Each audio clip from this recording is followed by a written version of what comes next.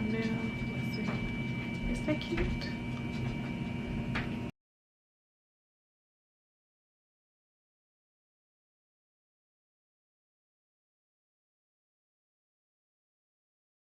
Hi, welcome back to my channel. My name is Amira, if you do not know, and today I am going to be doing a recommendations video.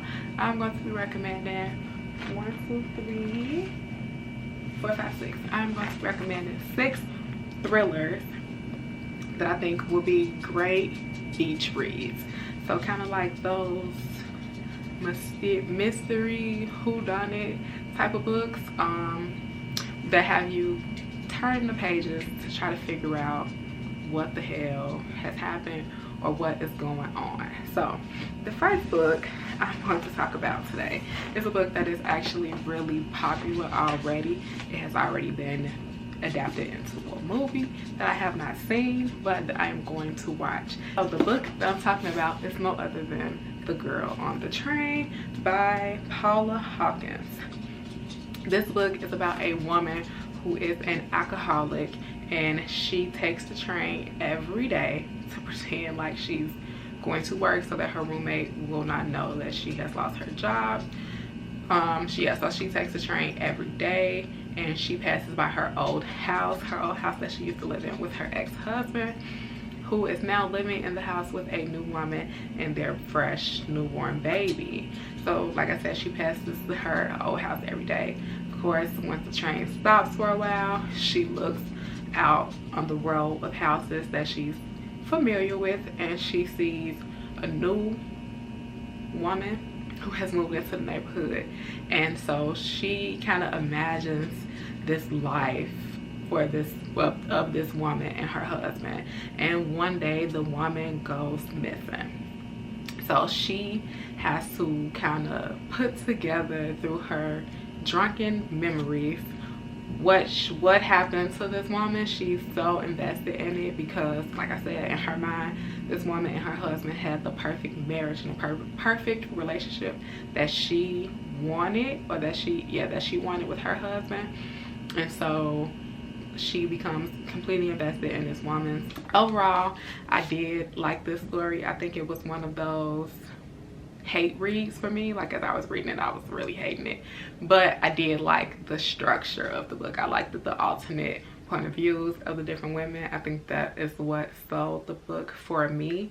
Like, I couldn't wait to read the other women's perspectives versus our main character. So yeah, but I do recommend it. And another book that kind of follows that same plot of like this unreliable narrator who sees a murder or witnesses something and doesn't really know what they saw and needs to try to put together their memories. Another book that kind of follows that is something else that I'm going to be recommending, and that one is called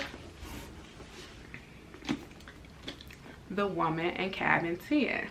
This book is about a woman who goes on a cruise. She is actually a travel journalist. So she goes on this fancy cruise, and on this cruise the woman in the cabin next to her goes missing.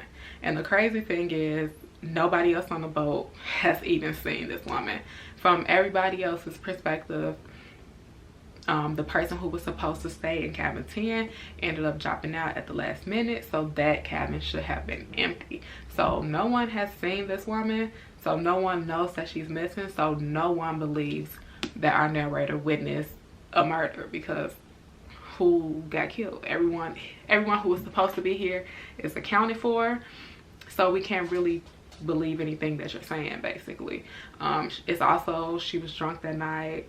She didn't really see anything. It's kind of like and she's also like kind of experienced some PTSD, because before she came onto the cabin, her home had got broken into, so she hasn't been getting much sleep. She hasn't been, you know, on her P's and Q's, so everyone just kind of writes her off as imagining things.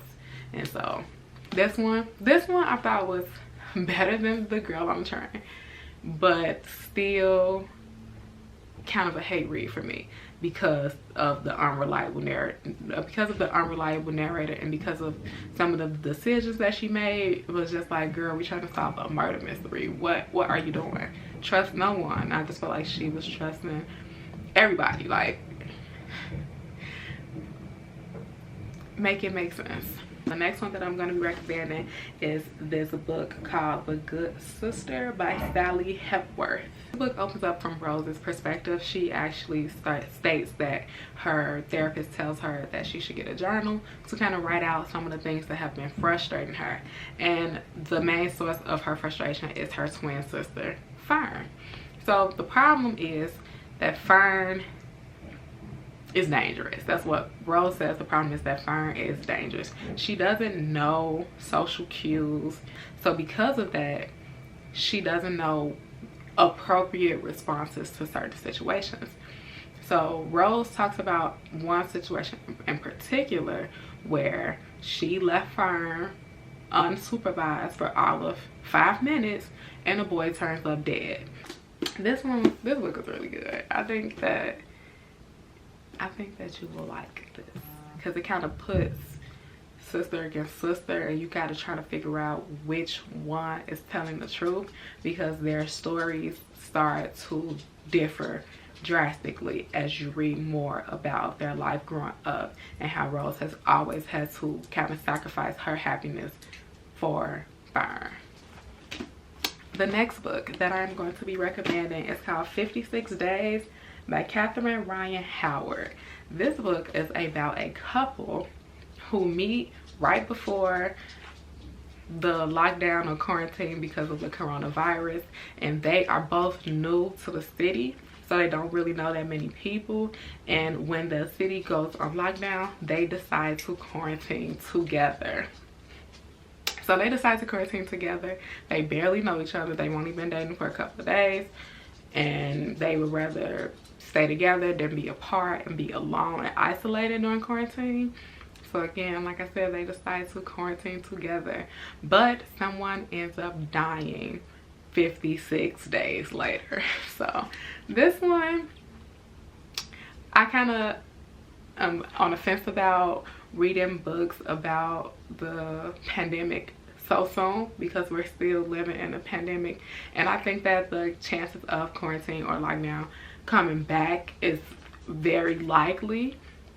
So to read books about something that's happening and that's, you know, such a serious topic, I was kind of on the fence about, especially when it's kind of lighthearted. Even though this is a thriller, it was kind of lighthearted in a way. I think reading something, I don't know, I think it could go either way. Like, some people might say, oh, it's too soon. Like me, I thought, okay, maybe too soon to read a book about that topic right now, but I did really enjoy this book, and I think that it was really a really interesting way, or a really interesting topic to work this pandemic into a thriller.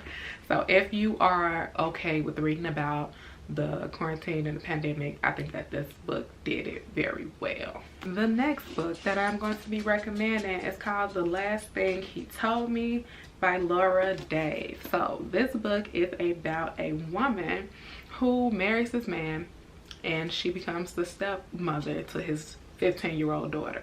I think 15. Yeah, so one day the man disappears. He just goes missing, and he leaves her a note saying to protect her. And the her that he's talking about is his daughter. So her and the daughter go on a journey together to try to figure out where the father is, why did he disappear, what is he running from, and what type of danger are they actually in. You're so dramatic. Okay, the last book that I'm going to be recommending is called Not a Happy Family by Shari Lapena. Yes, Shari Lapena. And so this book is about a family that is kind of like a family at odds. Nobody really likes each other. The parents don't really like any of the kids, and the kids don't really like each other or the parents. And so one day at dinner, the parents end up murdered. And so each of the family is rich. Each of the kids have an inheritance or something to gain by their parents coming up missing. And it's kind of like a who done it, who would kill the parents to get the inheritance type of thing. Are they upset that the parents are dead? Are they being framed? Because everybody's looking guilty as hell from the beginning. So it's, you kind of try to have to figure out, are the kids being framed for what's happening, or are they working together to try to kill the parents, or is it one person that did it that wants to make everybody else look guilty and get away with taking the money? So this one, it kind of reminded me of like Clue, which is one of my favorite movies, and I just think it's so fun to try to figure out like who's guilty, who can I believe. I think when I can interact with books in that type of way is when I kind of enjoy reading it the most. So this one was another one where you kind of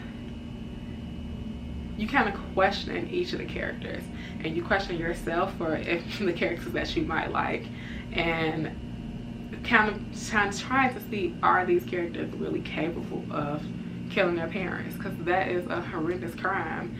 That's not something that can just be taken lightly. So are they even capable of doing that? But when you get to the end of the book, you're kind of like,